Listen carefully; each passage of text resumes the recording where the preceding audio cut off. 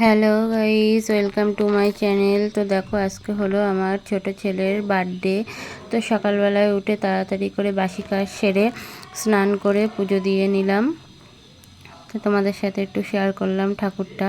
তো তারপরে আমি পুজো টুজো দিয়ে রান্নাঘরে চলে এসেছি। আমি এখনও যে গুছিয়ে শাড়ি পরবো, একটু মাথা টাথাগুলো আঁচড়াবো, ঠিকভাবে করিওনি, কেননা আজকে একটু তাড়া আছে। তাড়া বলতে এখন তো ধরো আমি রান্না করব। তো এখন রান্নাঘরে চলে এসেছি। আমি ভাত ডাল বসিয়ে দিয়েছি। আর এদিকে হচ্ছে একটা গাজর, একটা না মানে 2-3টে গাজর কুচিয়ে নিচ্ছে। এটা আমি একটু গাজরের হালুয়া বানাবো, আর পায়েস বানাবো, মাংস, আর হচ্ছে 5 রকম ভাজা আর ফ্রাইড রাইস। তো এগুলোই করব, কারণ ও আবার বেশি কিছু খায় না, মানে হাবিজাবি রান্না করব, ডাল মাছ এটা ওটা ও তো খাবেই না। তো আর মিষ্টি টিষ্টি এগুলো দিয়ে আজকে মানে সেইভাবে অনুষ্ঠান করব না। কাউকে বলাও হয়নি, আর বলবোই বা কাকে। আমি তো যেহেতু ভাড়া বাড়িতে থাকি, তো এখানে তো আমার আত্মীয় স্বজন তেমন কেউ নেই। তো শুধু নিয়ম রক্ষাটুকু করব। ও মানে 6 বছর পূরণ হয়ে যাচ্ছে আজকে। 7 ইয়ার্স পড়বে, 7 বছরে পা দেবে। তো যাই হোক, চলো রান্না করতে থাকি। তোমরা দেখো আমি কিভাবে গাজরের হালুয়াটা বানাই, সবই শেয়ার করব তোমাদের সাথে। তো তারপরে ওকে আবার খাবারটা দিয়ে খাইয়ে দাইয়ে আবার বিকেলবেলায় ও ড্যান্স আছে, মানে ড্যান্স স্কুলে ওকে ভর্তি করেছি। তো সেখানে আবার যেতে হবে। তো দেখো, আমি এখানে ফ্রাইড রাইস করার জন্যে কাজু বাদাম আর কিশমিশটা ভেজে রেখেছিলাম, আর এখানে গাজর আর বিনস এগুলো ভেজে নিচ্ছি। অল্প একটু ঘি দিয়ে ভেজে নিয়েছি, কারণ ওই ভাতের মধ্যে যখন আর কি ফ্রাইড রাইসটা করবো, ভাতের মধ্যে এগুলো দিলে সিদ্ধ তো হয়ে যাবে, কিন্তু সেইভাবে টেস্ট লাগবে না, খেতে অতটা স্বাদ হবে না। তো আমি এরকমভাবেই ফ্রাইড রাইস বানাই। আগে এগুলো ভেজে নিই, তারপরে ভাতটা করে নিয়ে একসাথে ঘি চিনি মশলা সব কিছু দিয়ে ফ্রাইড রাইসটা মাখিয়ে নিই। আর এদিকে মাংসের জন্য আমি আলু ভাজা বসিয়ে দিয়েছি। তো অল্প একটু হলুদ দিয়ে আলুগুলো আমি ভেজে নেব।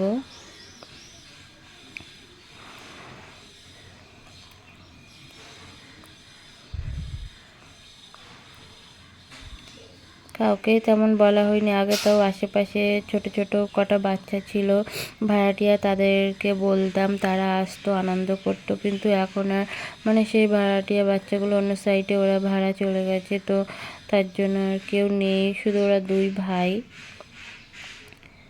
তো আর কি করব বলো, ভাড়া বাড়িতে থাকলে তো মানে তেমন কাউকে আমি পাবো না অনুষ্ঠান যে করব।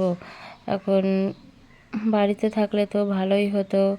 সবাই তো বাড়ির দিক থেকে বলে যে এই দিনটা কেন তোমরা বাড়ি এসো না, বাড়ি এসে সেলিব্রেট করতে পারো, আমাদেরও একটু ভালো লাগে। কিন্তু কি আর করা যাবে, এত দূর থেকে বারবার তো কলকাতা যাওয়া সম্ভব হয় না। তো আমি এখন মাংসটা বসিয়ে দিয়েছি, মাংসটা কষিয়ে নেব। কষিয়ে নিয়ে তারপরে আমি মাংসটা করব। আর এদিকে দেখো, আমি কিন্তু গাজরের হালুয়াটা বসিয়ে দিয়েছি। আসলে তোমরা যারা জানি নিশ্চয়ই, হয়তো সবাই জানো, কিন্তু যারা জানো না তাদেরকে বলে দিচ্ছি, গাজরটা ভালো করে কুচিয়ে, আগে গাজরটা ধুয়ে নিতে হবে, ধুয়ে তাই ভালো করে কুচাতে হবে, তারপরে আর ধুতে হবে না, ধুলে জল থেকে যাবে।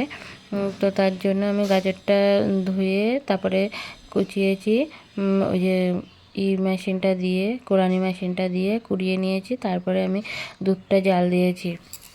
দুধটা জাল দেওয়ার আগে আমি ভেজে নিয়েছি হচ্ছে তোমার গাজরগুলো ঘি দিয়ে ভেজে নিয়ে, তারপরে দুধটা ফুটিয়ে ওর মধ্যে যেমন পায়েস করে না, কাজু কিশমিশ সব কিছু দেয়, তেমনভাবে কাজু কিশমিশ দিয়ে দুধটা জাল দিয়ে ওর মধ্যে গাজরটা দিয়ে দিয়েছি, আর লাস্টে চিনি আর অল্প ঘি দিয়ে নামিয়ে নিয়েছি। তো আমার গাজরের হালুয়া বানানো হয়ে গেছে, এদিকে পায়েস রান্না হয়ে গেছে, আর আগে তো দেখালাম ফ্রাইড রাইসটাও আমার মাখানো হয়ে গেছে, মাংসও রান্না হয়ে গেছে, 5 রকম ভাজা। তো আমি দেখো ওকে খেতে দিয়ে দিয়েছি, কারণ আজকে একটু তাড়াতাড়ি করব, আবার ওকে নিয়ে যেতে হবে। তো 5 রকম মিষ্টি, রসমালাই সব কিছুই আমি দিয়েছি। 5 রকম মিষ্টি, 5 রকম ভাজা, রসমালাই আর মাংস আর ফ্রাইড রাইস আর গাজরের হালুয়া, এটাই ছিল আজকের মেনু। তো যাই হোক, আমরা চলে গিয়েছিলাম ওর খাওয়া দাওয়ার পরে ওর ডান্স ক্লাসে। তো সেখান থেকে এসে এখন দুই ভাই মিলে সন্ধেবেলায় ঘরে একটু কেক কাটিং করবে। তো দেখো 6 ইয়ার্স পূরণ হয়ে যাচ্ছে, তো তার জন্য 6 মোমবাতি দিয়েছি, কারণ নতুন বছরে পা দেবে, মানে 7 ইয়ার্স, মানে 7 বছরে পা দেবে, তো 7 মোমবাতি তো আর নেভাতে হয় না। তো আমরা 6 মোমবাতি এনেছি, যেহেতু এই বছরটা পূরণ হয়ে যাচ্ছে, তো 6 মোমবাতি নিভিয়েছে। নিভিয়ে এখনও কেক কাটিং করবে। এখন দেখো ও কি এখন নিজে খাবে আগে না ওর দাদাকে আগে দেবো, এখন সেটাই ভাবছে। না, দেখো দেখো, দেখেছো, আমি জানতাম তো ওরকমই করবো, আগে নিজেই খাবে তারপরে ওর দাদাকে দিয়েছে। তো যাই হোক, ভিডিওটা ভালো লেগে থাকলে অবশ্যই একটা লাইক কমেন্ট শেয়ার করে দিও, আর আমার বাচ্চাকে অনেক অনেক আশীর্বাদ করো, ওরা যেন বড় হতে পারে, মানুষের মতো মানুষ হতে পারে, পড়াশোনাও শিখতে পারে ভালোভাবে। যতটা সাধ্য মতো আমরা চেষ্টা করছি তাদেরকে মানুষ করার জন্য, গান বাজনা সবই শিখিয়ে, পড়াশোনা শিখিয়ে। তো তোমরা আশীর্বাদ করো, আর যারা ওদের বড় আছো, যারা যারা দেখবে ভিডিওটা, ধরো আমার মা বাবা আত্মীয় স্বজন পরিবার সবাই ওদেরকে আশীর্বাদ করো। তো টাটা, বাই বাই।